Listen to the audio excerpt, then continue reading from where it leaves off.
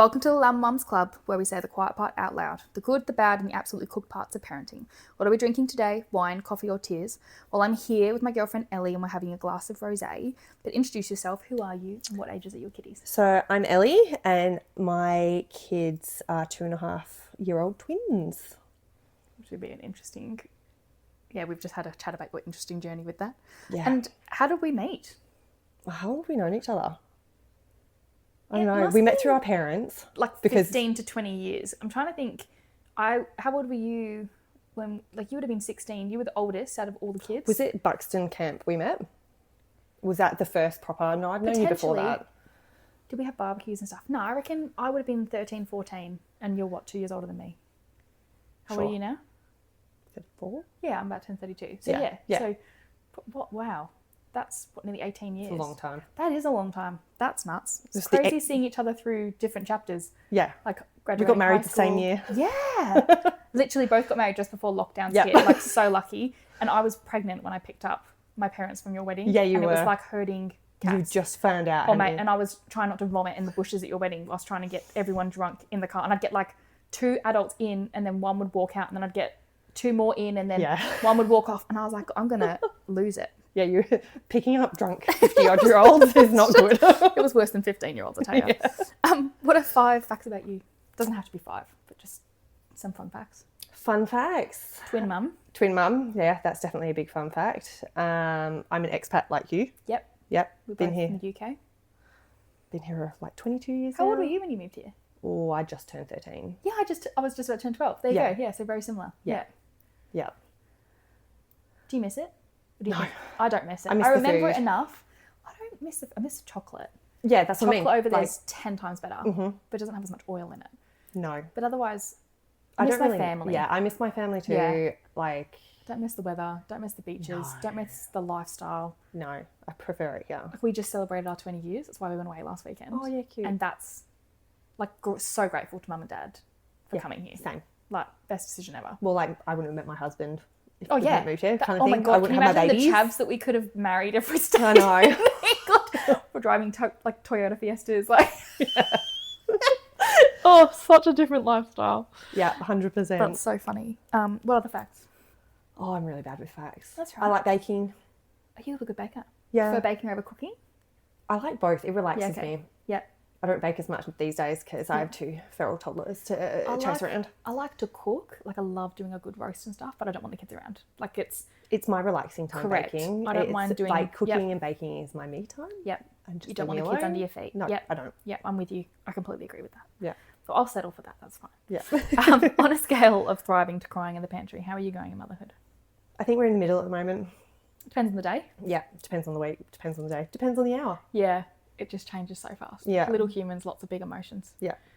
2 toddlers. And lots of emotions is just like being a mum. Yeah. Like, we were just talking about overstimulation and the wiggles before. Like, so many things can just trigger a bad hour. I get overstimulated very, very quickly these days. Oh, amen. Before we jump back into the chaos, I just need to give a shout out to the Hello Parents Hub, because finding the right specialist for your child can sometimes feel like a full-time job. And as parents, especially mothers, we've got enough bloody jobs already. Hello Parents Hub is your central hub for finding trusted professionals and support for your family, from midwives and maternal health services to exercise physiologists and other specialists your child might need along the way. Instead of Googling, asking random Facebook groups, and wondering where the hell to even start, Hello Parents Hub helps connect parents with the right support all in one place. Because parenting is hard enough without having to become a full-time detective just to find the help you need. So go check out @Hello Parents Hub on Instagram. Okay, it's time for my mum fail of the week, and I'll ask you yours as well. Okay, you go first. So I took the kids, I've done a few business shout outs for like kids growing so fast and growing out of clothing, and like I can't keep up with how fast the kids grow. So we went to Big W and I got Harry some new like tracksuit pants, because everything's too short. Either his butt crack's hanging out at the top or they're too short on the legs. Yeah. So I'm like, right, we're gonna get some trackies. And I was like, I'll get some jocks. Bonds were on sale. Size 4 to 6. He's 4. Well, we put them on today. And the poor kid, his booty and thighs are so chunky like his mother, they barely fit. They barely fit. And you can't return undies. And I can't return them.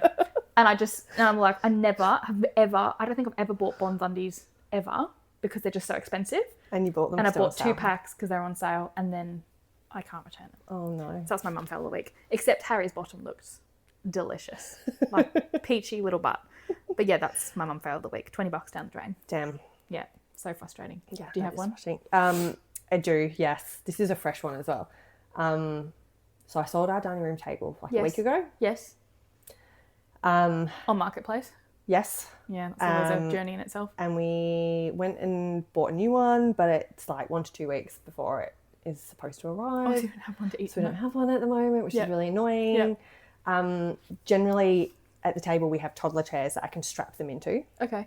So they can't leave. Yep. And they're stuck. Yeah. At the table. Like kind of like a bum.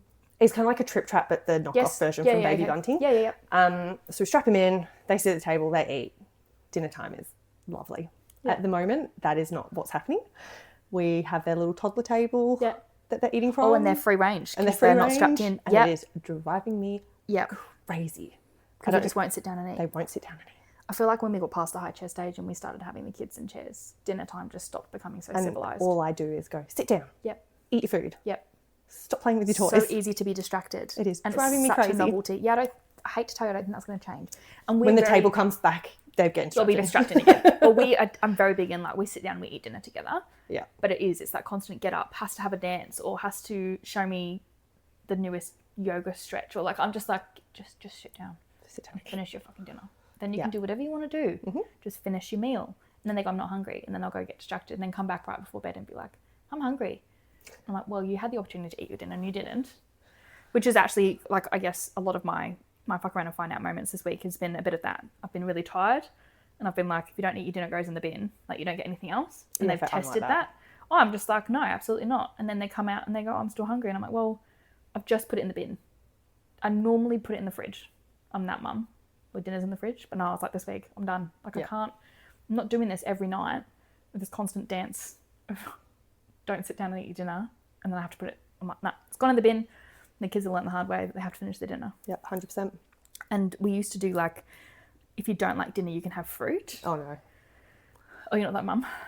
I feel bad because they are bottomless pits. The thing is, if it's daycare day, I know they've had 3 serves of lunch. Well, they're same. fine. If correct, but I also feel like at the moment I'm like if I'm probably getting a bit more risky with my cooking, then I'll try something a bit different. So I'm like if I've pushed the boundaries there or something that they probably won't eat, but I'm giving it a go, then I'm like you can have some fruit. Look, we do yogurt and banana every night, and sometimes they eat that, sometimes they don't. It really depends on the mood. Yeah, okay. As a dessert. Yeah, puddings, banana and fruit. Yeah, we have a thing. Or yogurt and fruit. They get a treat, but now it's become, can I have a treat? Can I have a treat? Can I have a treat? And I'm like, am I badly setting up rewarding them for eating? I don't know. Am I going to cause like eating issues when they're older? It's so hard. Yeah, it is hard. I don't know what the balance is. Now, let's get on to you having twins. So we've just had a quick chat about your pregnancy journey and you finding out. But when you found out it was twins, tell me again, what was your first genuine thought? My first genuine thought was, where are they going to go? As in physically in you? Yeah. Because you are a little person. I was a size 6 before I was pregnant. Yeah. I'm not anymore. But I was like, where are they going to go? Where are they physically going to fit in between all my organs? Yeah. Yeah. It's like how much of me is going to be smushed. Yeah. And then I did the dumbest thing when I found out. I was so stupid. I went on Instagram and I put in twin pregnancy and looked up hashtags. Oh, God. Don't do that. The tummies you would have seen. Oh, my God. Like horrified. Like Octo mum. I was horrified. I was like, I was showing my husband, I was like, I can't be that big. how is this going to happen? How am I going to get that big? I'm tiny. Yeah. Where are they going to go? Did you find it hard to breathe towards the end?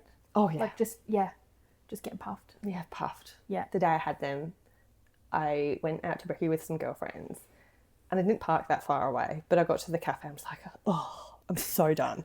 I sat down and I was like, I'm fucking over this.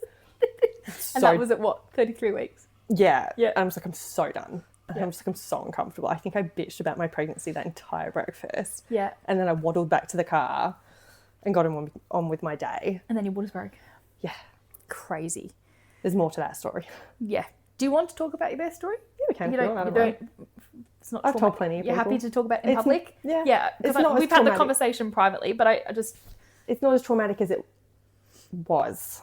You feel like you've kind of come to terms with it? Yeah. Like, I think it took me a few months to talk about it without bursting into tears. But your birth wasn't what you're expecting, and it wasn't Not how what you I planned wanted. it, and it's not nice to kind of have that thrown out the window. No, And it was full of... Well, you tell it. Yeah, It was- so I'll start from the beginning. It was Australia Day they were born as well, so public holiday. Great. Had brekkie with some girlfriends.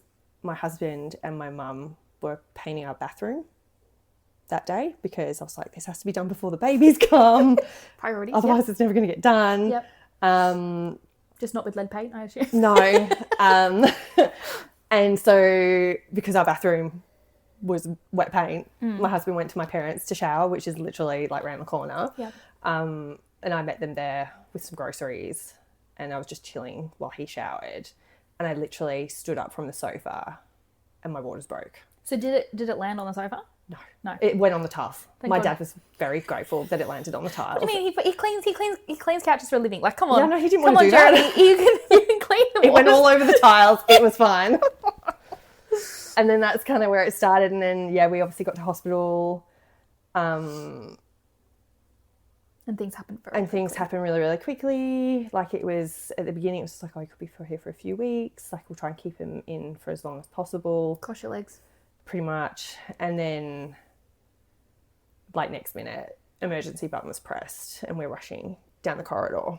You're being knocked out. And Yeah, we were rushing down the corridor into theatre, and I was like, before I knew it, I was being knocked out, and that was it. And then I woke up in recovery, and my big bump was gone. And you were planning for a cesarean. That was kind of going to happen because both babies were breech. 100%. They were twins, so I wanted a controlled birth. I was really, really scared of... Trying to go naturally.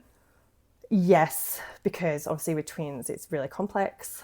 So did you make that decision like really early on, like when you found out you were going to have twins? You were like, okay, well, I'm doing a cesarean, or did you do research? I kind of flipped and flopped. Yeah, like, because twin pregnancy, you don't see midwives really at all. You see OBs. Okay. Because you need that higher level of care because it's high risk. Yep. Is that every twin pregnancy? Or at least mine. No, because we were in a specialist clinic. So, like, I saw an obstetrician every time. I think I saw a midwife once. Yeah, and that was like my initial appointment. Yep. Where they just go through to tell you that when your appointments are and what the process is going to be. Yeah. Pretty much. So you didn't do shared care? Sorry to No, I interrupt you. couldn't. So you couldn't do shared care with GP. You had to go to the hospital. I would have done shared care if I wasn't pregnant with twins, but because it's instantly high risk. Yep. Regardless. Obviously, there's different risks depending on what kind of pregnancy you have with twins. Was it because they were separate sacs? Does that make it high? I don't know. So there's or if they share a room. There's three types. Yep. So DCDA, which is what I have. Yes. So separate sacs, separate placentas. Yep. Everything separate. Oh wow. Okay. Yep. So yeah, you're growing 2 babies, 2 placentas. Yeah, You've got that's the whole a shebang lot. there. Yeah. Then you have MCDA twins, which are same placenta, separate sacs. Yep. And then you have Momo twins, which are same sac, same placenta. So I had the lowest risk twin pregnancy. It's still high risk. But it's still high risk compared you're to instantly high risk compared to a normal pregnancy. Yep. So yeah, we only saw obstetricians, and like we talked through birth, and it's just kind of one of those things, like you kind of want the control in it, because obviously you could go one of two ways. You could have both twins naturally, all good. You could have one natural, one cesarean, depending on stuck or what. Yeah, or you one just don't flips. And there's so many unknowns, isn't there? so many unknowns, and I was a candidate for natural in one ultrasound, and then in between that ultrasound and my next one, I think I decided that I didn't want to go down that route, and I wanted to take the control into the situation, and I was just like, I'm going to elect for a cesarean. If you had a normal single child pregnancy, would you have wanted to give birth naturally? I don't know, I think I'd have just seen what happened. My entire life, have said I will never push a baby out my vagina. I've said that too. I've always said, my dad and me have joked my whole life, I'm too posh to push, it's never going to happen. Then ironically I had 2 cesareans. I'm not that woman that was like, I am going to give birth and no pain. I'm like, give me all the fucking drugs. I'm like you. I don't want to feel a single thing. I am not pushing this baby out, raw dogging it. No, absolutely fucking no way. No, I'd always said the same thing. I'm just like, I want a cesarean, I never want to do it naturally. And then I don't know, I think it's hard because I'm never going to know any different. Oh, so even if you conceive again, you'll never be allowed to have a normal pregnancy? You can't push for VBAC? Oh, to be honest, I think after a twin pregnancy, I just would just... Are you done? I'm done. Yep. 100%. Has Finn going to get the snip? He's done it. Yes. say to Ryan as soon as we had I think the second, I'm moment like, we're done. I think the moment I found out we had twins, I'm just like, are you going to do it? Yeah, 100%. Because we only ever wanted 2. Yeah. We've never wanted more than that. Are you're both one of 2s, aren't you? He's one of 3. Oh, he's one of 3. I'm okay. one of 2. Yep. That you just always knew you wanted one of each. Oh, two, but then you had one of each. I always wanted 2 babies. Yeah. We always said, oh, we'll start with 1. Yep. And Finn's like, we'll start with 1, see how we go. I'm just Well, like, most people start with 1 and see how they and I go, was to be like, fair. well, I want 2. And he was kind of almost on the like, no, we'll just do 1 and done. Oh, and no I way. joked for years that I'm just like, well, I'll just have twins. And then No, you didn't. Yeah. You And I'm just fucking like, and then manifested that that choice is taken out of your hands. So And I'll you're just have joking twins. because like I was joking. It doesn't run in the family. It wasn't a genetic thing. So like you're thinking, ha ha ha, this is hilarious. And then I had twins. Next minute, you manifested I that. manifested it by accident. That's so funny. That serves you right for joking. Yeah, it does. I kind of did what I said I would do the whole time. And didn't want to have a vaginal birth, so you ticked all those boxes. Yeah, but like in between appointments, I'd like gone, okay, I'm going to have, in between ultrasounds. You just flipped and flopped a bit. Yeah, and I was like, no, I'm going to have a cesarean, 100%. And then the next ultrasound, my twin A was breech anyway, so it would have been a C-section regardless. Okay. You can't. They won't let you. They push, wouldn't don't let you? me do 2 breech babies. Yeah. Like that. Also, who would want to? No, I wouldn't want to. No. But we were talking about like leading up to your waters breaking, that you had all this back pain and you're like, oh no, I just have a sore back. I'm pregnant with twins. And that we've realised, well, hang on, 2 breech babies. You were probably labouring for days without And I have realising. scoliosis, so I was just like, yeah, of course my back hurts. Yep. I'm I'm in pain. twins. I'm carrying Yep. twins. I have a bad back. Like Finn was giving me massages every night because I was like so uncomfortable. So rough. Yep. And then my mum looks back and she's like, Ellie, I think you were in labour that entire time. I'm just like, yeah, probably. Whoops the daisies. Yeah, I just didn't realise. Also, I think like first time pregnancies, like you I don't know what's know. next. You don't know. You have no idea. But even like I remember with Harry, my second time, I had a night where my tummy was so hard and I was like, oh my God, I'm having contractions. Like it's Braxton Hicks. And I sat in the shower for like an hour. And all I needed to do was just do a massive fart. Like the pressure, I was like, this is it. I'm having a baby early. I'm like, my tummy was rock hard. And I was like, I'm having these like pains in my back. And then I farted and I was like, oh, thank Christ, that's it. It's done. Yeah. Thank God. But you just don't know. You just don't know. No, you It's don't. so hard and unpredictable. And what I actually found one of the biggest shocks of having a baby full stop was how little we got to see them. Like on scans. I see different. Like, I saw them all the time. Well, with me, I just thought like in the movies, oh, you go for a scan every week. Like you get to see them heaps. And then like, oh no, you get like 2 ultrasounds if you're lucky. You might get a third. How many do you reckon you had? I think after your 20-week scan, you have to have monthly ultrasounds. And then it gets even shorter. And then my pregnancy got a little bit more complex. So it got shorter and shorter. Yeah. And I think near the end, it was probably every fortnight. Yeah. Or they were gearing up for every fortnight. I was Yeah. booked in for fortnightly scans I going think forward. Post 30 weeks with Liv, because she was so little that it was every week. Or Yeah, because every we were having fortnight. growth scans Yeah. because one twin had dropped in checking. weight. One twin was having rising amniotic fluid. So it was just like, they just had to monitor Isn't everything. it just crazy, like how many unknowns there are in pregnancy? Like you just, But also with measurements, I had 2 babies in there. yeah. Like half the time they couldn't measure my daughter because she was so smushed. And they're not doing the tummy measurements because like they used to do a measurement for my pubic bone. They don't do that They with can't twins do that with because it's not relevant. No. And that's one of the things the midwife appointments is like, we do all these things for singleton pregnancies, but there's no point. It's irrelevant. It's not. It's irrelevant. It's not going to mean anything.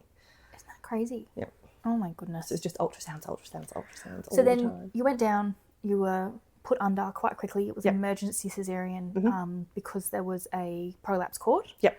And then you came to and you saw Emmy within a couple of hours.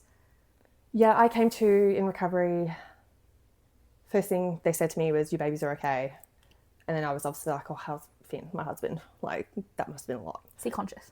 Yeah, is he alive? Where is he? And she's like, he's fine. He's up with your daughter. I'm just like, Yeah. oh, thank God. So they put me up. They got me onto the ward first. Oh, no, I didn't go to the ward. I went to the birthing area because there was no room in the ward for me yet. Post-birthing suite. No. I was in like where people were giving birth. Oh, wait, yeah. In a birthing room. You're listening to people mooing. All night. Yeah. Yeah.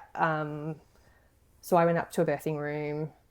I had one really lovely midwife who was just like, she has to see her babies. Oh, and she advocated for you. She advocated me big time. That's like amazing. full on advocated and like got whoever the people are in the hospital that wheel you. Yeah. I was still in there's my like bed. random people that just Those come people over who and pick push you beds, up. and they just pick you up. They push the bed. Yep. I got to see Gus. I got to see Emmy. I think I managed to I couldn't really get to Gus Yep. that night. But I think I did actually hold Amy that night at about 11 o'clock. So maybe like 3 hours after I'd had her. Not bad. Like I've got photos. Yeah. But I know people that have had singleton pregnancies and cesareans and were knocked out and didn't get to see their babies for like 12 hours because they were still unconscious. Yeah. Far out. Yeah. So, you know, I think you've done well. Well, thanks to that midwife on night duty that really Some advocated. She midwives pushed out it there are big just time. angels. Yeah. She pushed it big time. She was like, this is happening. I'm just like, okay. That's just nuts, isn't it? But I mean, now they're bigger, they're healthy, they're two, they're perfect and little sassy queens and calm kings. How do you make sure that they feel like individuals rather than always being twins? I know that's hard right now because they're two, but I mean, you're going to daycare. Like, are they in the same daycare class? Like, how are you sort of approaching that? Even I think because they're boy-girl twins, it's a bit easier. Yep. Because that's that differential between They're them. not in the same clothes. They're not in the same bits and bobs. Yeah. No. And they've got wildly different personalities. Like they're such different children. Daycare have been trying to separate them when they can. A little bit, yeah. They go to a relatively small daycare, so it's not always possible, but they try and separate them for group time and stuff. Not necessarily, a little bit for individuality, because I think Gus will do whatever Imogen does. Okay. He needs to sort of lead his own path as well. Yeah. Yep. Bit of that, bit of the fact that they just bite each other at daycare. Oh, that's my kids. So they need to separate them for that purpose too. We went through that stage. All I was doing was signing reports. Same. And it's funny, I don't know if your daycare's the same, but they couldn't tell you the names of the kids. So they would be if like, it's brother or sister, they tell me. well, they would just give me the two reports. Your child's been bitten, your child bit. And I'm like, well, clearly. Oh, no, they don't. kids. At my daycare, because I just say to them, I'm just like, don't call me if they're biting each other, because you'll be calling me. But please call me if they But bite if they bite else. someone else, please But give me mine a never call. did. No, It was mine always do. just each other. My daughter Oh, they has have? bitten a couple of kids, and I get rid of those reports. It's so hard because it's like, it's just a stage. Like, it's just a phase that they go through. It is, and we're, touch wood, Yep. Coming out the other side. we haven't had too many incidences. Yep. I think when they start to talk and they can communicate, that makes life a bit easier. Imogen can definitely, she can talk more than Gus. Her words are better. But does she talk on behalf of Gus? Well, another complexity to that is Gus needs grommets, adenoids and tonsils done. So I don't know how well he can actually hear the poor thing. Oh, are you on the list? Are you going private? Like, We're going private. Yeah. Are you booked in? Hopefully we'll book in very, very soon. So I'll give you the heads up of it. Having your child go under anaesthetic. Oh, I'm not looking forward to it. I already got teary in the car on the way home. I'm just like, I don't know if I can do this. So, like, not that long ago, Livy had her hand smashed by a rock at daycare. Like, another child grabbed a massive rock and we had to get her finger surgically put back together. And she had to go under for surgery. And it was really confronting. It's confronting. Not them going to sleep, but they fight it. So it's like they almost have like a seizure wiggling on the table and you have to hold them down. Yeah. And that was awful. That will be awful. Yeah. Yeah. And then they go, okay, you can go now. And you're like, oh my God, that was like so traumatic and now I have to leave the room. Oh, it was, yeah, it was a lot. It'll bring up some Trauma for you. trauma from them being in hospital when they were really little as well, probably. And I don't like the chemical smell of hospitals. Like that clean anaesthetic smell triggers me. But that's not necessarily from having babies. That's just, I just don't like that smell. Yeah, it's a gross smell. Yeah. So it kind of just gives me a bit of panic. Yeah. But you'll be fine. Like, I know that so many kids that have had to have that done, and it's just been a game changer. I think I'll be brave in the moment and collapse once he you goes in. Yeah, You go into mum mode. Yeah, 100%. Like, I was, like, looking, Livy's finger was completely fucked up. And I had to be like, you're fine. Like, it's okay. And she was so brave. Yeah, and I was a bit like that when we were in special care in NICU. I just had to go into mum mode and just try and, like, focus on babies. Yeah. You almost don't have the time to process it and let yourself. Oh, no. Yeah. Have you gone to counselling or therapy or anything? I probably to talk about it? Do you think it's something that might bite you in the ass, or do you think you've coped pretty well with it? I think I've coped okay with it. I think the thing that will come up if I ever have to have an operation again is because the first time I've gone under general anaesthetic was for my birth. Oh, okay. Yeah. It's never happened before, and I think that will be a big trigger for me. Yeah, if I ever have to go under a general anaesthetic ever again, I'm going to have to talk to someone. Have you got your wisdom teeth? I do still have them. Yeah, see, I went under for my wisdom teeth. That was pretty intense. Yeah. But, I don't know. It might be worth talking to someone. I think it would just be things that will trigger it, and I just have to work on it at that time. Yeah, and you don't know until it happens. No. And at the moment, you're happy and healthy and the kids are good. So why would you worry about it? Yeah. How do you handle birthdays? Do you do one party and separate cakes and separate presents, or are they in that stage where you have to have two of everything? or you're able to sort of give them their individual likes and dislikes? I think at the moment, first birthday I went full on because I was like, this is going to be the only first birthday I'm ever going to throw because I'm not having any more kids after this. Yeah. So I like spent a stupid amount of money on a cake. Yeah. So definitely wasn't doing two because it was really expensive. Yeah. And we like had not a big party, but we had a decent sized party with everyone we wanted there. And then second birthday, again, just one cake, just family. I think the next birthday when they turn 3 will be the time where we have to start separating things and doing individual cakes per child. In a theme, depending on what they like. Yeah, because obviously they're at that age, they will be at that age where they have an opinion on what they want. Yeah. Whereas like 2, they didn't care. Yeah. I don't even think one of my kids even ate the cake I made. But they'll have such different interests. 100%. Yeah. And then I guess we just deal with it as we go. Yeah. That's so, tricky. It'll be an ever-evolving process, I think, of 100%. the kids. They Touch might and go and see how you go. They might want a party together. They might Yeah. not. Do you alternate each year? Because I don't want to throw 2 parties. Well, that we've close even together. said we're going to alternate with the kids. Yeah. But then, so Livy had a party last year, so it's Harry's turn for a party this year. But it's Livy's first year at school, so I feel like you need to have a party. she needs to have a party just to kind of solidify that friendship group. It's kind of like a rite of passage for preps.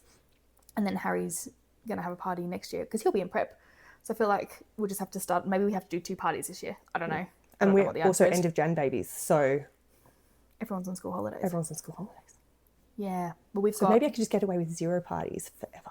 Just skip it. Just go on holiday. Just be like, oh, we're Yeah, going away. we should. Middle of Go summer. away. It's Australia Day weekend. We're going to be away. Exactly. We'll always be on holiday. Put that money towards a weekend away. Yeah. And enjoy that. We did that last year for Harry's birthday. We weren't away for his birthday, and that was really, really fun. And then this year we were like, okay, we'll go away for Livy's weekend, and then we'll have a party for Harry. But I don't know.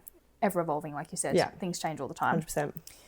Do you ever feel guilty that they've always had to share you? Like you've never been able to have that sort of one-on-one time with just one child? 100% all the time. Yeah. I think it daily, really, because one kid will want more from you than the other kid.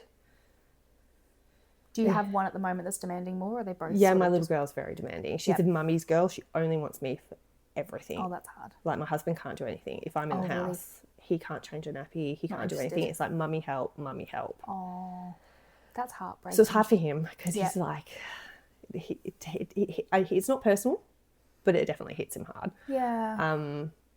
Like, he's just got to know that it's just a stage. it's though. a phase, not, and we've gone through this before, Yeah. and it's like it's happened before where we have the parental preference. You're going to get rejected soon, and I'm going to get rejected soon, and I'll just be like, oh, okay, fine. Also, keep in mind that she loves you now. In 10 years' time, She's going to be calling me a bitch and telling me to get lost. That's what she'll be a teenager and she'll hate me. And I say that I'm just like, I need to make the most of this because she's going to hate me in like stay 10, present 12 and years enjoy the time. moment. Yeah. 100%. That's so funny. But yeah, the mum guilt starts from day one, unfortunately. Is it with hard twins. trying to give them that one-on-one time? Like, Yeah. Are you trying? Like, how do you put that sort of thing in place? I try. Like, I try and like have one-on-one time with my son as much as I can because obviously my little girl is very So demanding. Yeah. But like you get to a point like sometimes we'll be reading a book and she literally will pick the book out of my hand and throw it away. Wow. When I'm reading it to him and he's come up to me and read a book. I'm just like, come on, I'm trying to read Gussie a Being a little book. jerk. Yeah, but Is it jealousy? toddlers. I don't know. Yeah. I think it's just toddlers. Yeah. Yeah. It could be. It's just that emotion trying to figure out Yeah, she's the trying to figure out. hierarchy. She's like, I want mum too. And it's like, well, Yeah. it's Gus's time for mummy. Oh, But that's like, so hard. yeah, Oh, poor little Amy. yeah. Poor little Gus too, though. That's so hard. In fairness, he had his attention when he was a baby because he was a terrible sleeper. Oh, really? Yeah, and she was fine. So he got a lot of, Crazy how different they are, isn't it? yeah. He was an awful sleeper.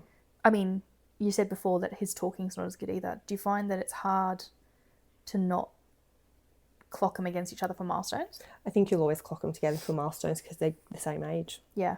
Like, she walked before him, she rolled over before him. I don't know if that's a girl thing, though. Like, girls seem to Yeah, be... and again, boy, girl. So, Yeah.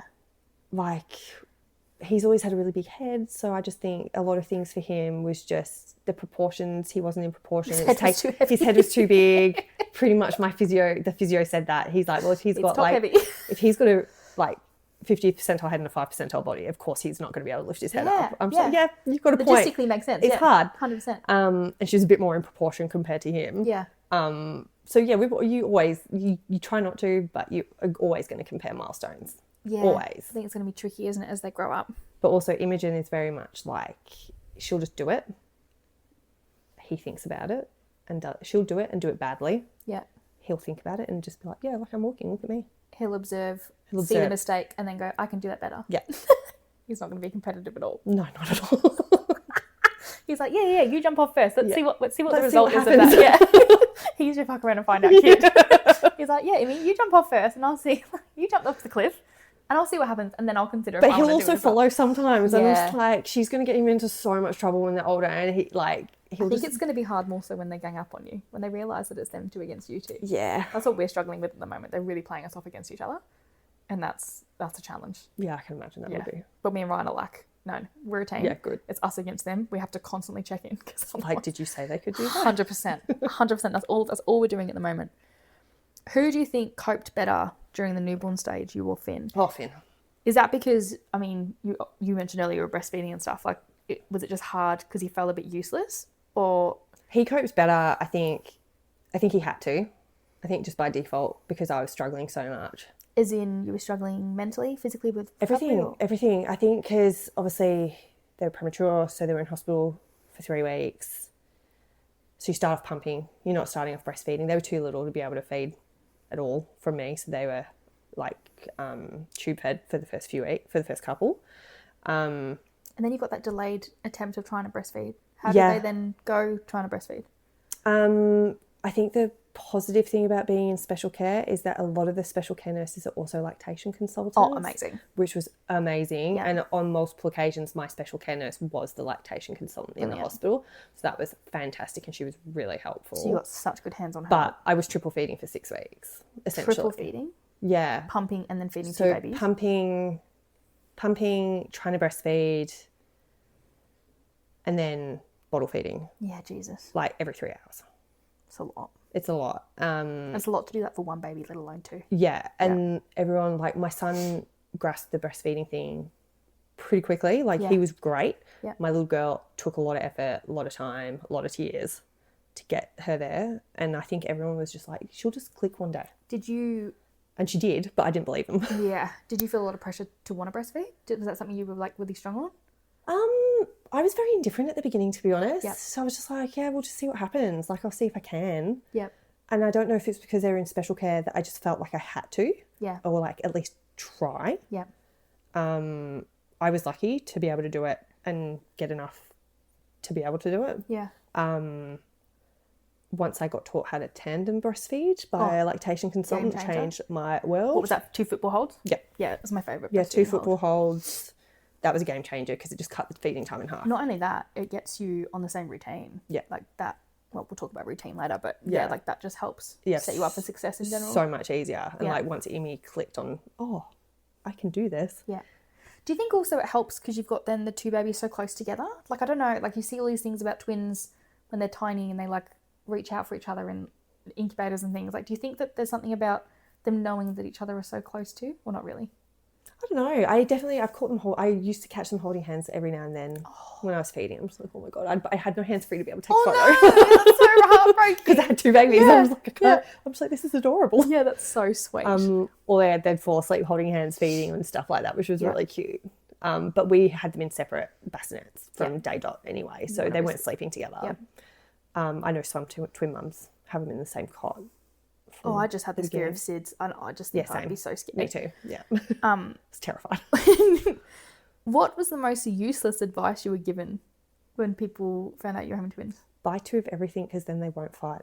Oh, okay. And you just haven't found that a thing? Yeah, no, they fight over the... Regardless. You buy 2 of everything and they're fighting over the same one. They don't care. It's about who's touching that specific one. Yeah, pointless. Don't do it. Yeah, actually, no, I agree with that. We've had a bit of that. Yeah, it doesn't work.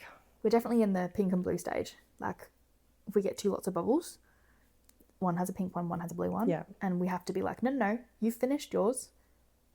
The other one's Olivia's or the other one's Harry's. You don't get to touch that anymore. But they're a couple of years older, so it's a bit easier to negotiate. We're learning sharing at the moment. We're biting each other if we don't get our way. So yeah, well, we do that too. Different. That happens in my house as well. That's what I'm saying. That's the stage you're in. Did you lose friendships having twins because it made it harder to leave the house, or just sort of, I think, just becoming a mum having friends that don't have kids. Have you found that journey tricky? No, my friends were awesome. Oh, that's the best. Like, Good. my 3 closest girlfriends, one lives in Sydney, so obviously I couldn't see her as much. Yeah. She does have a child. Yeah. So it was good to talk to her about mum stuff. And then my 2 other friends didn't have kids at the time. And they were awesome. Like, if I was having a shit day, that friend would be over and we'd be going for a walk, That's the best. which was great because I So definitely important to have that support reached network. out when I was just like, guys, I need some girl time. Like, Yeah. can you come over? I was like, Yeah. so they were really good. They really made the effort to come and see me, rather than expect me to come out and see them. Yes, they're not Because- going, oh, come for breakfast. And you're like, oh, I can't leave the house with 2 kids. Yeah. Or yeah. like, especially when you're in that like breastfeeding routine where you just like, you can only leave for like an hour. Yeah. And you're just like, well, I can't leave them. Yeah. Because then my husband's got 2 screaming babies to deal with, not one. Yeah. Right? It's hard. And he hasn't got 2 boobs to help. So. No, and they wouldn't take bottles at that point. So it Yeah. was me or nothing. Yeah. No, they were great. My friends were awesome. Oh, that's amazing. I was Yeah. really lucky. All my friends had babies at the same time. So we were all in COVID bumping into each other at the park with our babies. Yeah. Like, it was that sort of stuff because Yeah. we had no other choice and I wasn't going to sit at home and be isolated. No, fair. Don't blame me. But to our village verdict and going back to the routine, like hardcore routine, double feeding at the same time, you're a routine mum, not a go with the flow mum. Nope. I'm also a routine mum. But I think a lot of it for me stemmed from sleep training, and then now it's more me controlling how the day goes. Like, I feel better knowing the routine, me mentally, Yeah, than 100%. things getting out of flow and out of whack. Yeah. But were you a routine mum from day one, or did you just sort of follow the babies and then hope for the best and then kind of found your way, or Well, we kind of had to be routine from day one because of the feeding schedule? because of the all feeding that? schedule, because Prem's babies. So, like, hospital would feed them 3 hourly. When they got home, I fed them 3 hourly, Yep. regardless if they're awake or not. Yep. Like, if the 3 hour mark hit and they hadn't woken up, too bad, you're getting woken up and you're getting feed. Did they do dream feeds, like sleep through a feed, or you fully woke them? No, that wasn't happening. Well, because they were so little, we Yep. needed them to Be fully awake. be to make sure fully they're awake to actively fed. actually Yep. feed, because obviously they get so tired when they're that little, just feeding. We had that, and I used to have to take off Libby's shirt so she was cold. Yeah, no. that- So that to I keep would. her awake? The first thing I would do is I'd change their nappy to wake Yep. them up Yep. every time. Yep. And obviously they'd probably do shit while I was feeding them, so you'd have Always. to change them again. Yep. But yeah, this is what the hospital taught us. You do Yep. their nappy and then you feed them. Yep. So you get them awake Yep. and then feed. And we were doing that every 3 hours.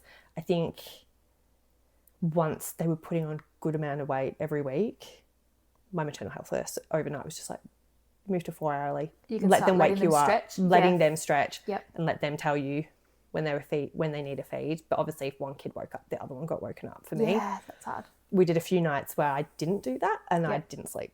Because they just tag teamed you all They night tag long. teamed all night. You'd be better off if one woke up, wake the other, feed them both, and then at 100%. least you knew you'd get the next block. I'd get a little bit of sleep. Yep. Like, I remember the nights where we didn't do that and I just started crying. I was like, what have we done? Oh, I'm so tired. Like, no one's sleeping. And like, I'm the kind of person when they were crying or unsettled, like I can't sleep through that. Like I was just You can't like let them cry on out. the whole time. Yep. I was just like, I can't do it. So yeah. I used to find it hard if like Ryan would take one of the kids for a feed in the living room, like if I was trying to sleep, but I'd be hearing them crying, and then I'm like, I can't sleep through that. Like I would just get up and go, I'll just do it. Like Yeah. I can't. I'm the exact same. Yeah. I couldn't, or I'd just listen to them cry and be in bed while my husband was trying to console a baby. It's so hard. Yeah. So they were both feeding and trying to get them to sleep at the same time. Did that work? Did that? It did. Yeah. Yeah, it did. And then just got them to stretch that out. Because Yeah. you said Imi was a shit sleeper though. Gus. Oh, sorry, Gus was crap. So Imi then what would stretch it out the whole night and you'd be fine. But then Gus was just Oh, up all Gus, night, or- they didn't sleep through the night for a long, long, long Oh, time. really? Yeah. Like Gus was when I say bad sleeper, he took a lot more effort to get to sleep, To settle him. to settle. Yeah. Amy could settle herself a little bit. When you've got twins and you're by yourself, I just took the baby that I knew would take the longest to settle, And that which was is Gus.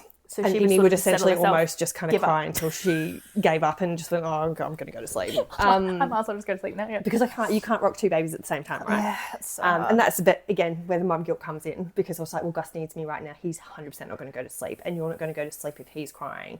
So I need to settle him to get him quiet, and then you'll go off to sleep. what battles are worth picking. Yeah, like, which one do I yeah. choose, right? Yeah. So, What about naps? Were you hardcore on naps and like that routine very during the day? strict. So were we. So I used to be like, my day trips would be planned. Same. So for ages, we couldn't go out for lunch because we would be home for naps, and we couldn't go out for dinner because we had to be home by a certain time. That's us at the moment. Yep. Like we're 12:30 nap. I'm just like, we're not going anywhere. Yep.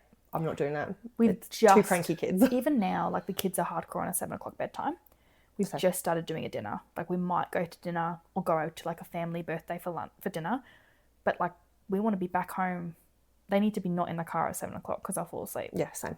It's such a tricky, and we're 2-3 years ahead. So I am just that mum. Like we're stuck in this. I like the routine. Yeah, I was big on routine. I was big on wake windows. I'm just like, okay. Oh, how incredible is it to learn about wake windows? Yes. That should When be I learned that, I was given like, to you what? on a pamphlet when you leave the hospital. Dr. Golly taught me about wake actually windows. nuts. That was my Yeah. thing. I was like, oh Yeah. my God, wake windows, what are these? It's nuts that that's not just a standard handed out in a brochure when you leave the hospital. 100%. Yeah. 100%. And we followed those. I followed those really strict. I was like, we have to be back for this time for them to go to bed. We can't let them fall asleep in the car because then we're never going to get them to sleep. Yep. I did the white noise. Yep. Big on white noise. Yep. Mainly because they share a room and I didn't want the other one waking the other twin up. So we needed the white noise to kind of counteract That's a good idea. each baby. Yep. Like very like... No feeding them to sleep. That No, sort I of never stuff. fed them to sleep. Never. Nice. We did do a day of sleep school, which really helped. Through the council. Yes. Yep. Which was great. And you found that good. Loved it. Yeah. Yep. Just helped you. I mean, just as a twin mum, like fuck, it's just so hard to figure that out. Like, just give you that structure that you needed. It kind of taught us what to listen for. Yeah. Okay. Once you start to learn what's a moan, and Like what's a moan, cry, what's a distress cry? Are they escalating or are they just toning moaning it down and Yep. moaning? So that was really helpful. It was helpful that my husband could come along as well. And you don't have to panic. Like you're like, that's just a moan. They're not upset. Yeah. I just knew that. And the like, nurses are just guiding you through the whole thing. And I was like, oh, that was really helpful. it's like and when that you know changed they a lot. have a dry nappy, you know they've been fed, you know that they're warm enough, and then it's learning that cry of like, no, you're just moaning. I'm gonna let that pass. Yeah, 100%. It is hard doing sleep training though. It is, but it was a necessity Yeah, for us to get any ounce of sleep. 100%. Are they sleeping through the night now? Yep, 7 till 7. Oh, amazing. You put them in the cot. Yep. You go, bye, night, see ya. Walk out, We asleep. were living our best lives for ages when they were in the cots. We'd have our nap down pat, and then Harry figured out how to get out of his cot before Livy did. Oh no! So he then taught Livy how to get out of her cot. Of course he did. Yeah, so fucking second child syndrome. So then we were like, okay, we had cots that were converted to toddler beds. Yeah, I have your cots. Oh, of course you do. Of course you do. Yeah. So we had those. We had the sides off. And we put them into toddler beds. And then I nearly went insane over a week. And I was like literally throwing Harry back into his bed. And I'm talking like WrestleMania, slamming him back down on the mattress. And I was like, I'm not coping. Harry is not ready for a big boy bed. Livy was straight away. Took a couple of nights putting her back. And then she was good. She was good in a big girl bed. No issues. Harry was just cheeky and climbing out and just had no interest. And there was never... You're watching him on the camera and he would laugh as soon as you'd leave the room. He just thought it was this game. So we ended up putting the cot back on. He was 1.5. Oh, that young. Oh, like, I mean, just walking. Like, could climb over the edge. Mate, and that kid is solid. He's so strong. He's been like a gymnast since he was a kid. Like, he has got a full 6-pack. He is solid. And he, could climb out. So then, and this is us putting the mattress all the way down, like all the things he could just climb out. So we got him like a mosquito net tent that had the zip upside down. So he couldn't reach the zip to climb out. And the mattress went inside it in the cot. So that lasted us another like 6 to 12 months. And then he finally got a big boy bed. And then he was ready. But, mate. Mine is staying in cots until... Do it as long as you can. In fact, they just when they figure it out, out, then get the mosquito nets because it gets you... I'll send you the link on Amazon. Yeah. I should do a sponsored post. But they... Game changer. And we took that on holiday with us. We took it to Queensland because we knew he'd be in a travel cot. Best thing ever. Like, it got us another 12 months, I reckon. Like, we're luckily not at that stage. Like, my daughter can get herself out of her sleep sack. So we put that on backwards now. Yes, we did the backwards sleep sacks. And then when we get past that, it's going to go inside out backwards. No, we did the but we're backwards backwards and she sleep can't sacks. get out of it, thank Correct. God. They never figured that out. But this is the problem. It was Harry would climb up and still flick a leg over even in a sleep sack and then shuffle out. So he was just another. See, I don't have the legs separate on their no, sleep no, sacks. no, He no could legs. do- No, I'm talking like Like yeah. oh, Yeah. God. He's just another level, mate. Bless. Nut job. So you're strict with nap times. You race home for naps. You're not going to let him sleep anywhere. Look, we have the odd car nap if I know it's going to be a decent journey. Oh, we used to time it. We were like, Yeah, okay, same. we'll leave it. We'll leave it this time. so we can have an hour nap in the car, Even and then we'll now- arrive where we need to Mate, be, I'm and with they'll you. be fine. Even now, Harry's now 4. If he has any type of nap, even if it's 10 minutes, I'm fucked till midnight. He'll be no. up, right? So now, any time past 2 p.m, if we have to be in a car for more than half an hour, I'm like, absolutely not. Like, we're not doing it. We can do 10, 20, 15-minute drives. Anything longer than that, he'll fall asleep. Yeah. Even like 15 minutes back from daycare, I've got to be like, how many cows can you see? How many donkeys can you see? Like, You've got to keep him we've awake. got to keep him awake, because if he falls asleep, I'm screwed. Oh, yeah. The only time I'll let him do it, he has 5 minutes on the way to swimming sometimes, because he needs the energy boost He's to gonna do burn the it swimming, off. and then he absolutely is in bed by 6 because he's so fucking tired. Do you think the strict routines given you more freedom because you then know what your child's going to be? Like, you can go out for breakfast and go, they'll be fresh as daisies. Yeah. Or do you think you feel a bit like trapped by the clock with your routine? I don't feel trapped anymore. It just works for you. It works. I know I can go out for dinner. My parents or Finn's parents can put them to bed and have no problems. So they have no issue anyone else putting them Anyone down? can put them to bed. Yep. Doesn't matter who. Yep. Because they know that we Bedtime's do bedtime. bedtime. It's like this. Everyone does it the same for them. They just go to Bath. sleep. What is it? Bath, bottle, book, bed? Yeah, pretty much. Yep. Sleeps out, white noise. Yep. Lights out. See ya. That's it. So no night light, nothing? I have a red light, but it's not that bright. We used to have them sleep in the dark, and now They're they're pretty at much the in age the where dark. they're They're like, pretty much in the dark. I'm scared of what's in the cupboard. So now we have all the night lights and things. Yeah. But no, I think that I felt most trapped was when they were at the age where Harry needed a nap in the morning and the afternoon, and Livy was on one nap at lunchtime. Well, yeah, you would be trapped because they're sleeping most of the day. You're not leaving the house. So I literally went about 3 months where I couldn't leave the house at all. And then I was like, fuck this. So I started stretching Harry out and just made him have like a 3-hour nap in the middle of the day. So he dropped 2 naps a lot earlier, but had a massive midday nap. Yeah. And then he'd go to bed at like 6 o'clock. Like, I think I was really strict when we started when we were on 3 naps. I was super strict. Like, my first 2 naps, I was like, they have to be in the cot. Yep. They have to be at home. Yeah. Nowhere else. But third nap can be like on a walk. The or third in the nap was car generally a walk because that was the hardest one to get them asleep for. Yep. So that was my mental health walk for the Yep. day. And if I walked And by that time of the day, 2 you hours, had to get out of the house. I was like going insane. I was like, I've got to leave. And that was like a 2-hour, like 1.5 to 2 hour walk, and I just walk. Jesus. 1.5 Put a to podcast- 2 hour. You were just happy. I put a podcast in. If kids were crying, I just kept walking. I'm just like, we'll just, The oxygen will do you good. Yeah. Breathe deeper. yeah, pretty much. I'm just like, I need this for me. Mummy can't hear you. No, mummy's got her AirPods and I can't hear anything. Do you think strict routines actually help kids, or do you think it mainly helps parents feel more in control? I think it's a bit of both. I think they know what to expect. So they know what to expect from bedtime. Like, they know their routine. They're happy with it. I think it gives them a good foundation of what to expect. And like, we went overseas last year to England with them.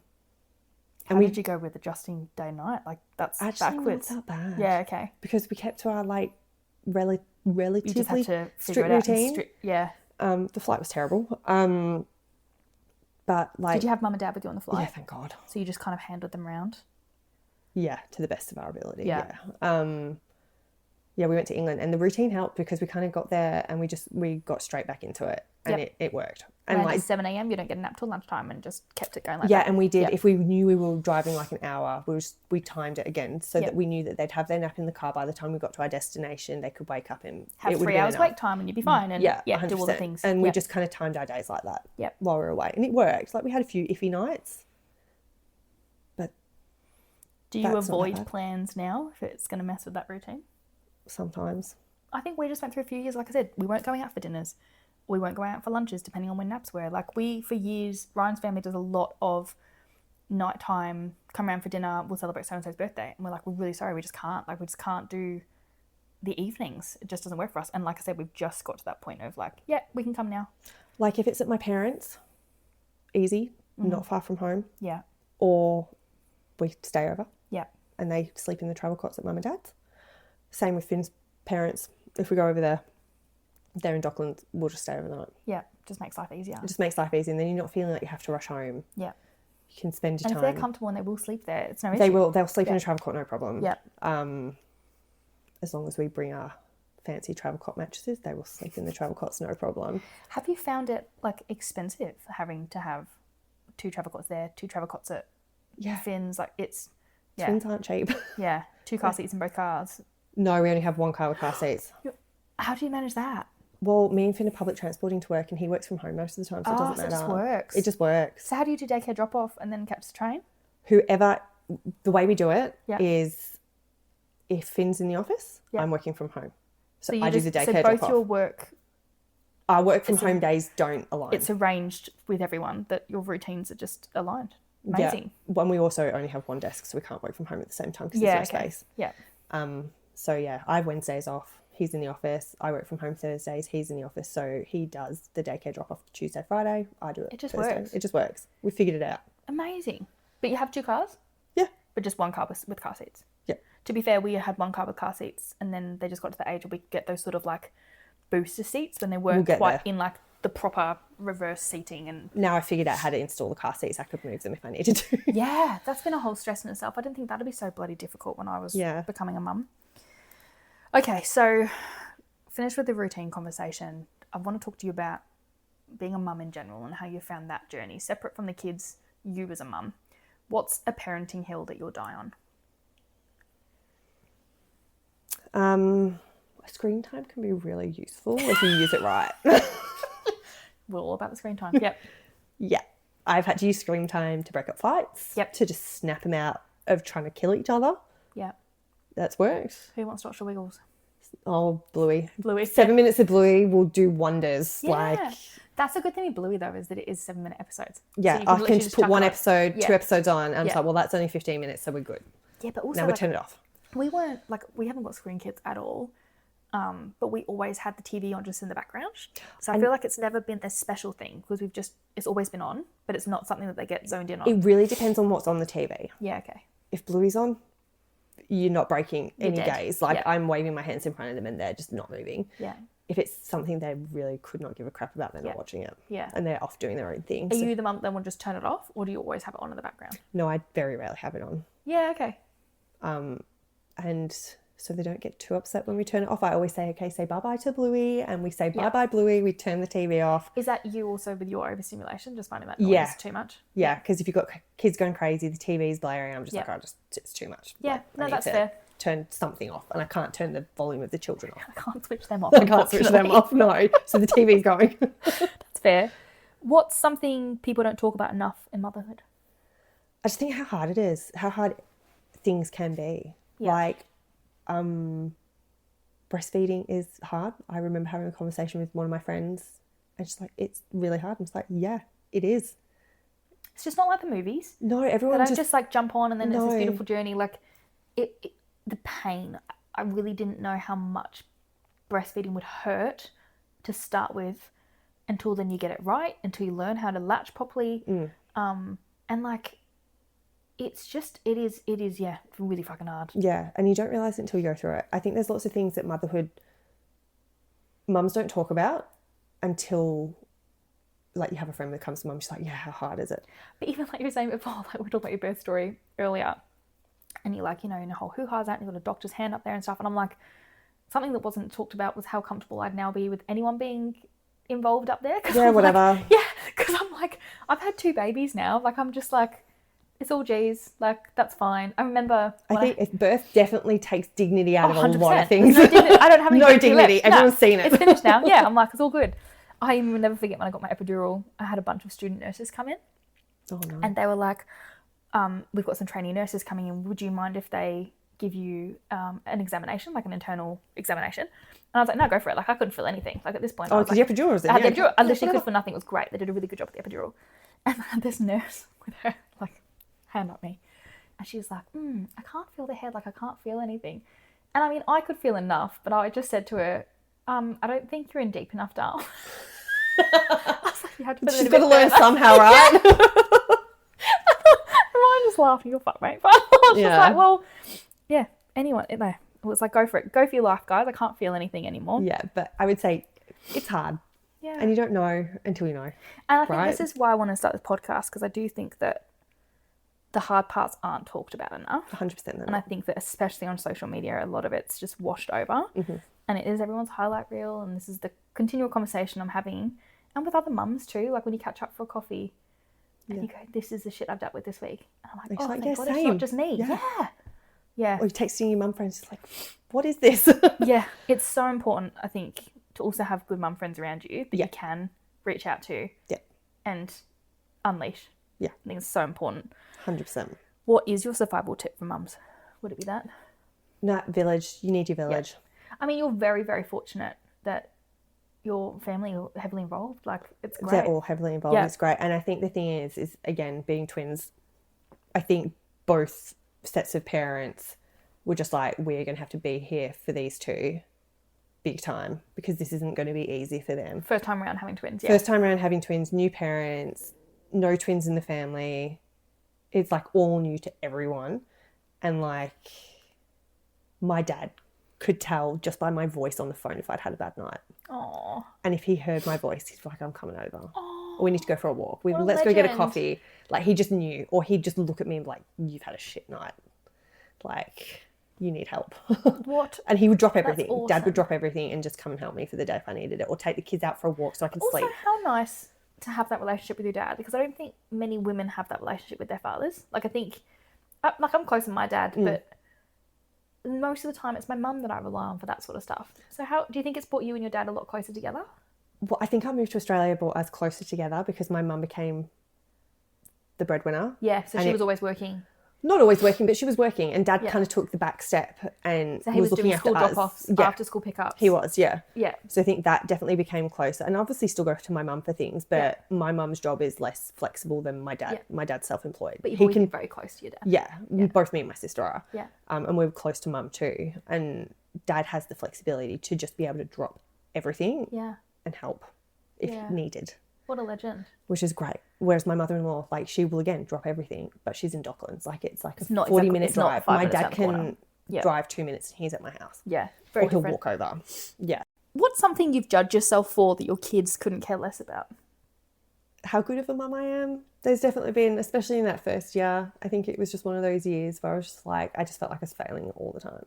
Do you think that was because you're in that constant state of exhaustion and constant state of survival, and you're just in full survival mode the whole time, and like just the smallest things, you're just like, oh, I'm doing the worst job, and I just end up in tears and just like I feel like I'm failing them, like I'm not doing enough. But like, then you look at these two little dumplings smiling up you at look you at and them, they don't care, and you're just like, they're fed, they're clothed, they're happy, like you're doing your bit, right? You're their world. Like they don't know what's right or wrong. Like exactly. Obsessed with you. Yeah. It is hard, isn't it? Yeah. We put a lot of pressure on ourselves. Oh, 100%. 100%. Even I have days like, we have a rough day and they go to bed and I then get this immense feeling of guilt. I'm like, I could have been a better mum today. Then the next morning, the first thing Libby will come in and I'm like, can I have a cuddle? I love you, mummy. Like, and then can we go do this together? And I'm like, oh, you're not holding a grudge. Yeah, you don't like, care that I yelled last night. Like, you have those days where you yell and you snap and you're just like, oh my God, like, what an awful person. And I'm a terrible person. They don't give a shit. No, they don't. And it's like, I love you, cuddles. And it's like, oh, okay, you're not that hurt by that. Okay, I do find though that they are at the age where Livy knows when I'm upset. Like, she knows when I'm angry or I'm pissed off at her brother or I'm raging around the house for whatever reason. Yeah, mine don't. And she fawns. So she comes up and she's like, I do love you, mummy. And like, oh, bless and I'm like, her. oh, stop it. Please stop. You're making me feel worse. You're gonna make me cry. Please. I'm like, please don't try and make me feel better because you feel bad. Like, I'm like, try not to emotionally fuck up my children. But yeah, she's very emotionally intelligent, which is really hard. Whereas Harry's more likely just, when I'm wound up, come up and like punch me in the bum and just like wind me up further. Like, doesn't have that emotional. Not yet. He'll get there. Oh, I don't know. Hopefully. He's hit his head too many times.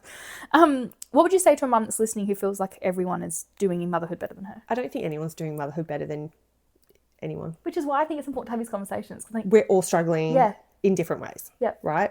Stop looking at people's highlight reel and realise that there's always hard days. 100%. Like, I would compare myself to singleton mums all the time. Just like, how can they be getting out and doing all these things? And they have one and I can't leave the house. Yeah. And then you look at it and you're just like, they've got one. Yeah. It's easier. Have you found being on social media and following people with twins has helped at all? Or do you 100%. Think that's made it worse? Yeah. Okay. No, it's helped because...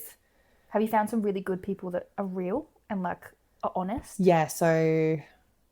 there's this new podcast that just started Yep. specifically for parents of multiples. Yeah, amazing. And it is so relatable. I've listened to episodes and almost cried because I'm just like, this is me. This is Just exactly a breath how of I fresh felt. air, and to hear, yeah. And to hear people who've gone through the exact same problems or felt the same things has just been like, oh, thank God. Like, someone gets it. Yeah. Because I don't have any twin mum friends.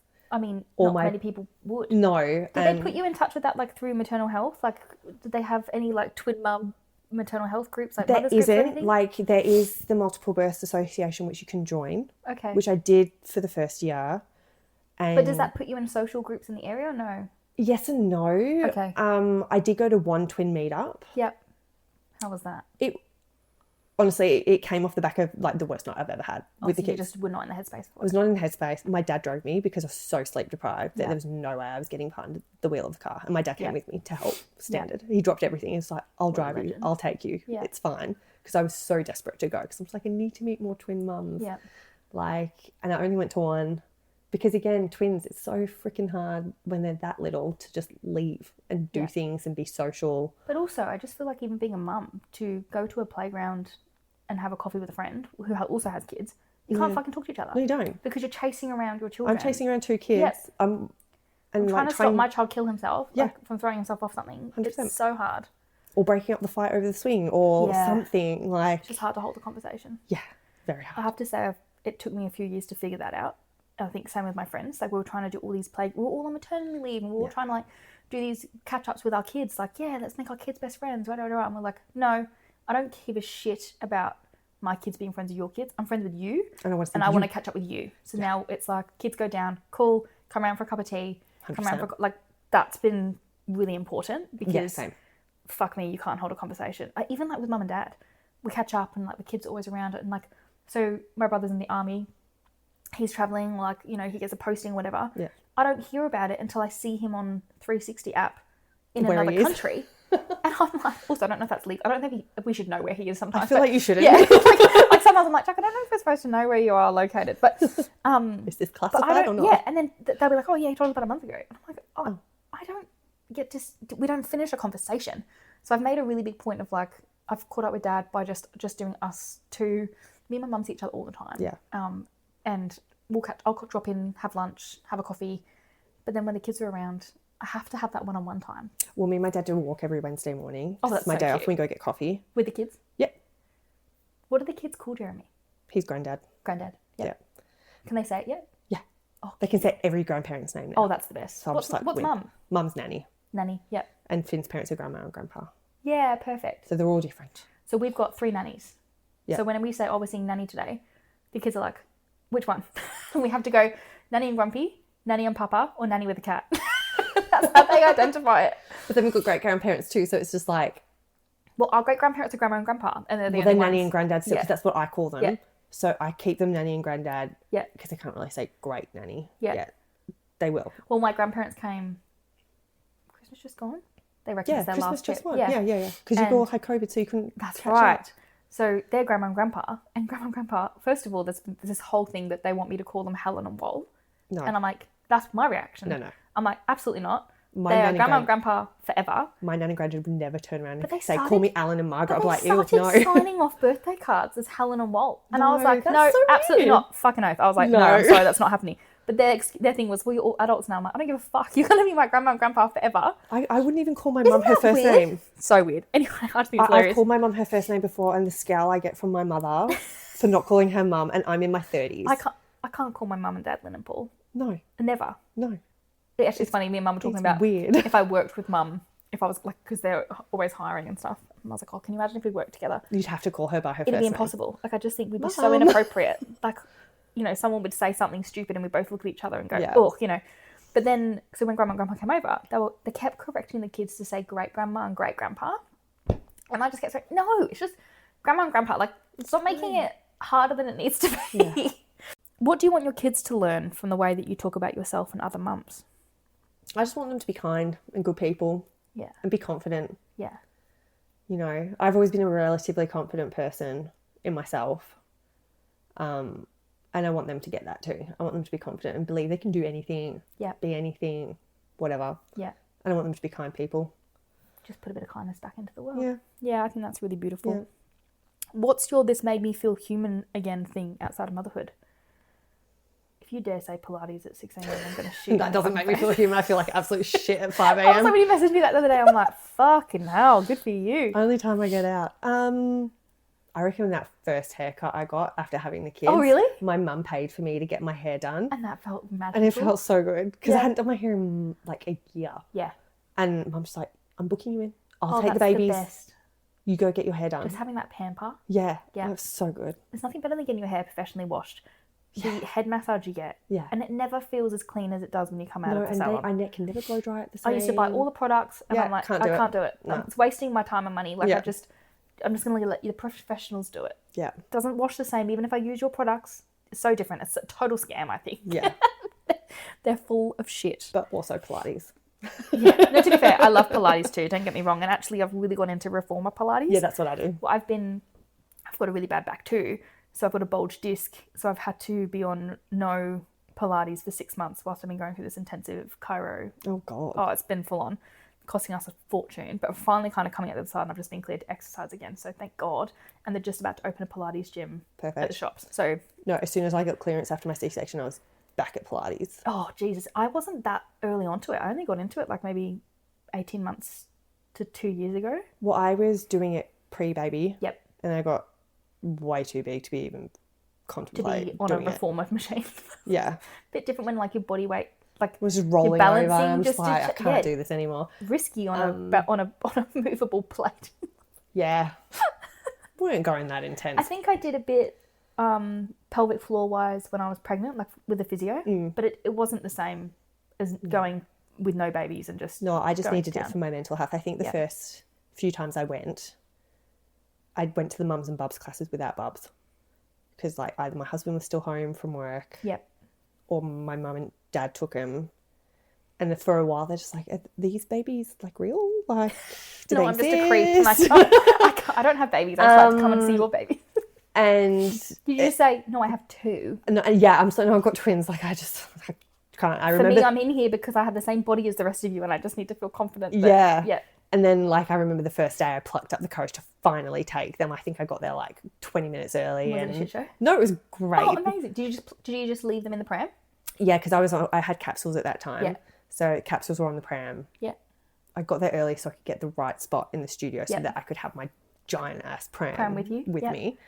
And I was like tactical. I breastfed them just before we left. Nailed so I'm it. just like, Yep. hopefully they'll sleep. That's and when it they shit in the car and then you're like, fuck's sake. yeah. And then I was just like, we're going to do this. And like, Good for you. That's that was awesome. like it felt like a huge monumental. Yeah. to like finally do that. Oh wow, I can get out the house and I can get into my Yeah, I routine can with both of them. Like what? Yeah. can Have you do taken this. them at other times and it hasn't been as smooth? Oh yeah, Yep.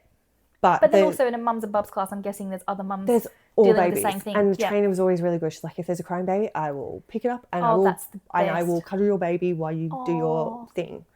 And it was kind of like you can stop and start, Yeah. like do what you got to do. Yeah. It was very chilled, That's amazing. I love but that. really good. Yeah, I'm really impressed. It's so good that things like that are coming out now. Yeah, It's just more accessible. so much more accessible. Yeah. Finish this sentence. Motherhood is. Everything. You love it? Yeah, I do. Even though it's hard, I love it. Yeah. And those two little cute, adorable faces that are just yours, and you're just like, I made those. Like Isn't it nuts? what? Even like we just went away, like I said, and Mum was looking at the kids going, I can't believe you two were like potatoes like yesterday. Like, Yeah. who are these two lanky, big things? Like Livy's a runner bee, like just this tall, long-legged. We were playing Twister, and we couldn't believe how flexible she was. And we were like, where's the tiny baby that was born 7th percentile, who's now 95th percentile? Yeah. Just hard to fathom. Well, me and my husband just look and go, how do we have two? Like we do that so often. Also, how did you both fit in there? Oh, so it was there's a reason they came out early. We always have this game, like They weren't going to fit for much longer. I joke that the kids would climb back up there if they could. And the kids love this game where they crawl onto my tummy and they like curl up in a ball and we joke and we're like, get back in there, get back in my tummy, and they get shoved into my belly and they just think it's the funniest thing ever. All right, rapid fire. Gentle parenting or yelling? Oh, yelling. Snacks or proper meals? Proper meals? You're pretty good with the proper meals? Yeah. I'm probably like, if you're eating, that's fine. They're good eaters, I don't care. Yeah, fair. They'll eat their meals. We're good. They'll just eat whatever. Yeah. Do you hide your snacks or share? Oh, I hide them. Good girl. Do you shower daily or use dry shampoo? Shower daily. Yeah, I'm the same. That's my wind down time at the end of the day. Hot shower. Mm-hmm. If anyone comes in, if Ryan comes in, I'm like, get out. Please leave. This is my time. Yep. Kids in your bed? No. Yes. No? Never? If we have to, but no. If it's really, really rough. If they're sick, fine. But yeah, no. Okay. Have you had many of those? Handful. Yeah. But touch wood. Yeah. Well, we've already said another baby or absolutely not. You're an absolutely not. And what's your favourite swear word? Oh, fuck. I think that's everyone's. Everyone's either said fuck or the see you next Tuesday. See, I don't use the see you next Tuesday. No, okay. I don't like it. No, fair enough. That's the English in you, because I reckon it's a lot more condemned in the UK than it is over here. Yeah. It's so relaxed It's in so Australia. relaxed here. I think it's just the British in me going like, you can't say that. No, I agree. I think that like over here it's almost worse to be called mate. Like in Yeah. some circumstances, yeah, I'm with you.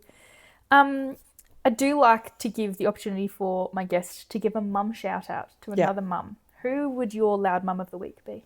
Oh, it would be my friend who's a new mum. I think her son's probably 4 or 5 months old now. Yeah. And she's killing it. Oh, good girl. She's doing a great job. Did she have a good birth and like a good smooth transition into motherhood, or? I think so. Yep. But I think she's doing a great job. She's got a cute little boy. Oh, 4 or 5 months old. Yeah. Tiny baby. Feels like such a long time ago, It really does. And I feel like when I hold a baby, I go, sorry, I could throw you into a tree. Like you're they're light. like a feather. I could just... Yes. And you're so used to carrying around these massive lumps and you go, sorry, how are you so tiny and light? I don't remember this. Yeah, and like I'm sometimes trying to carry 2 of them. Oh my gosh. I really can't do it these days. How do you go with your back? I make them walk a lot. Yep. Because it's just not an option for you to be carrying all the time. Like, they're just both getting to that size where I'm just like, I need you on a sofa so I don't have to bend up from the ground to get you, because if one want's carrying, the other one's walking. It's like, I'm sorry, too bad. Mummy only has arms for one. And if that, sometimes you're slipping out before we get to the car, like, That's the and best. you're walking again because I can't. Our kids are too heavy now. I can't carry them. Yeah, no. And sometimes they're like, "Oh, carry you to bed." Like they want me to lift them off the couch, and I'm like, "My back can't handle that." And you've got a bad back. You shouldn't be doing that. 100%. Well, that's why I have a bad back. I think it probably hasn't helped.